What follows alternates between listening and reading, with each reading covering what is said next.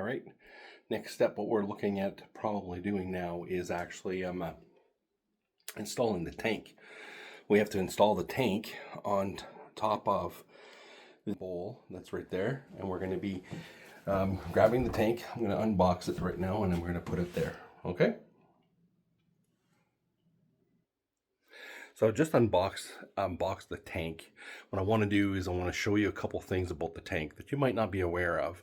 So for that, I'll just, when it comes to the actual tank, all right, what we have here is, you'll notice that we have basically where the water is going to be flushing out, and then we have the supply, which is okay. We see that, but there's no seals or anything like that. So you can't just go put that directly onto the bowl that we've just installed. Okay. So what we're going to do is we're going to just flip it over so you can see most tanks nowadays already come with all the guts inside and everything's in there. But you will have to remove some extra papers. Might want to read the warnings. And it explains how to set up your float. And also you'll notice that in the bottom here we have a rubber band that is holding the chain and stuff. So we'll have to remove that and attach that to where we're going to be putting our handle here through a little later. So you have to make sure that all of this is in there and that it seems to be functional before you go and put that and attach it to the bowl. So two things that you actually need is, we talked about how there's no seal. So we have a rubber that came inside of our toilet tank, and we're going to basically make sure that we insert that. Now it's nicely sealed. Now we're going to be flipping this and throwing this onto the hole here. We're going to make sure there's no nicks or scratches, deep gouges that would actually make the water leak. So this here is very nice, very smooth. Very rare you'll get that, but every once in a while I've had some toilets that were not manufactured properly, and we ended up having some problems. Okay, so how this is going to work is that these bolts, what you see is that the nut and the washer are actually going to find themselves underneath, behind. So I'm going to go through behind here, and I'm actually going to go underneath, and I'm going to put them through. I'm just going to basically attach myself to the actual bolt from underneath. Okay, I'm going to remove the nut and the washer here. Wasn't aware that they were on. Sometimes they're usually off, but in this case they're still on. So let's remove that quickly. And do I always work with blue gloves? No, I have these gloves on because they were used to make sure that I didn't get any kind of contamination. So here we go. All right, we're going to flip this tank. I'm going to remove those. All right, so now we're going to flip this tank over. I'll show you this. I got paper towels, so then that way I'm not going to scratch anything. And we're going to just place it right there. Now you see the rubber sits right nice. Okay, not only that, but inside here I can see the holes. And I'm going to take this nut and I'm going to slide it. Now let me see if I can show you guys. Okay, I'm going to slide this one here all the way through, and I'm just going to drop. Done. And take the other one and do the exact same thing all the way down and in. Done. These are here. Now we have to take these washers and nuts, and we're going to throw them underneath and tighten the tank. We're tightening the tank on top of the actual bowl. All right. All right. Everything has been completely bolted. Now what we're going to do next is we're going to deal with the supply. Now, if you noticed, remember I told you sometimes we might have to remove it completely. Now this one here, this supply, is actually too short.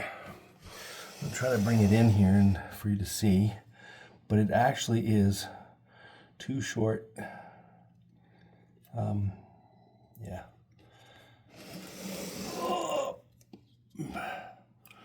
Right. Da-da-da-da. And it doesn't matter if I try to stretch it out. I'm actually missing roughly 5 inches to even get it in there. I can't even show you exactly how it's fitting or not fitting because I can't even get in there, but that's where it's at. So what we're going to do is we're going to change out this thing. So what I have is I did actually kind of foresaw that maybe we'd have to deal with that. So what I did is I bought a supply that was a little longer. So let me take a few minutes and I'll change that out. And once the supply is completely installed, then from there we can actually turn on the water. But before we turn on the water, we're going to make sure that we have removed our rubber band and that the flap is ready to be installed, and maybe put our handle so that we can flush the thing.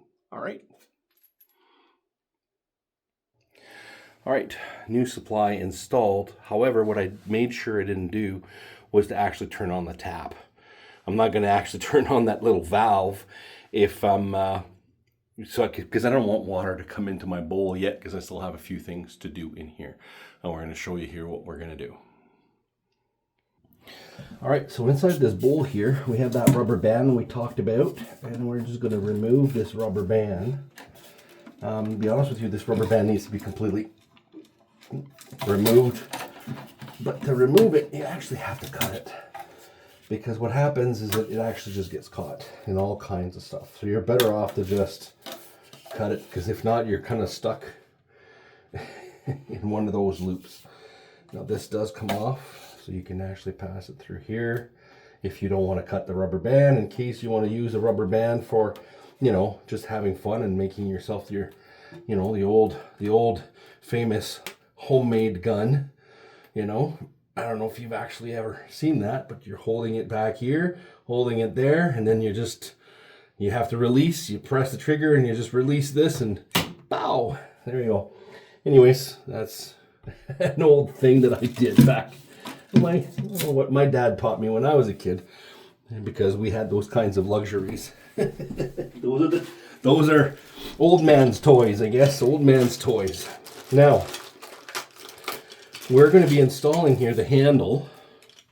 Now, I want to mention something about the handle, is that every handle on every toilet, the threads are reversed. So remember when I was explaining earlier, if you want to untie, you usually want to, you want to actually open a jar, and that's how you're going to do it. But a lot of times, the threads on these are reversed, okay? Now, some are not, but on average, they are. Okay. Now there's a rubber seal in there, so you're just going to want to squeeze it in nice and tight. You're going to want to put your rubber seal on the sleeve, through the sleeve, and then you're going to put your tightening nut. Make sure that you have the flat part towards your handle. Okay. I'm going to slide it all the way there.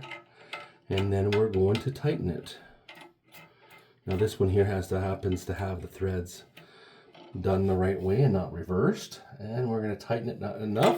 And now what we have is we've installed a handle that works. Doom, doom, doom. And we're going to attach the flap, all right, or the flush flap, the rubber flap, or whatever. We're going to attach that to our handle. So now, by actually pressing this, it opens up. Everything is clean. There's nothing left in there. So now we can actually turn on our water, our supply. Turn on our water.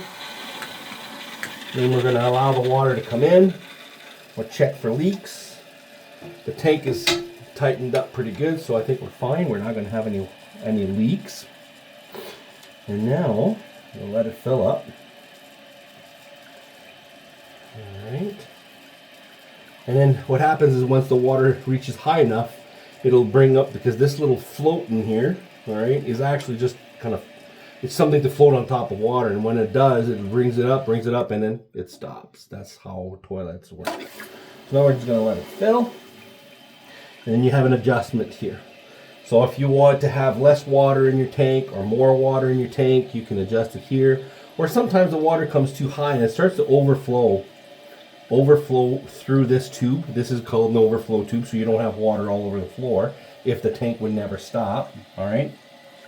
So this overflow tube will just allow the water to go down into the toilet rather than on the floor, or like come all over and just flow over the edge. Okay, so there we go. Water's good, float's coming up, and there you go. So now the water has stopped, and it's approximately, I'd say, about an eighth to a quarter of, well, maybe 3/16, an eighth, just right there, real close to the edge. That is perfect. Now I got a full tank, and I'm ready to flush it. Now we don't have any water inside our bowl at the moment. Okay, you'll notice that. Nothing, no water there. And so we'll just flush it, allowing the water to go into the bowl. And now our bowl is working. So now we have a functioning toilet. So what we're going to do now is just basically finish dressing it up and making it look good. All right. To do that, well, what we're going to do is we're going to make sure that we actually close up these little, little holes right here. So it comes in our box, and they have basically these little doors to close that up. There we go. We're going to open that up, and then we have these. Now these are kind of funky, and then people go, how do you put these on? Because you can't just put them on. So what it is a slide mechanism. So I'm going to slide onto one side this way, and then I'm going to slide it back the other way after. Okay?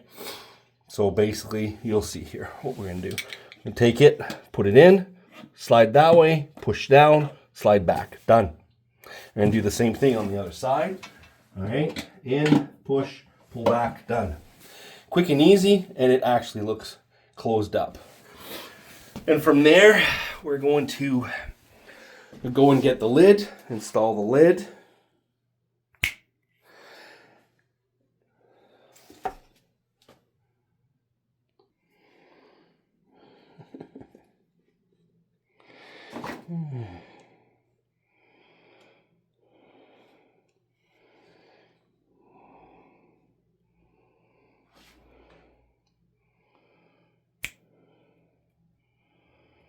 All right, now we're going to put in the toilet seats. Okay, right here, and here we go, toilet seat. Okay, now the toilet seat is interesting. It's not hard, but some people don't know how.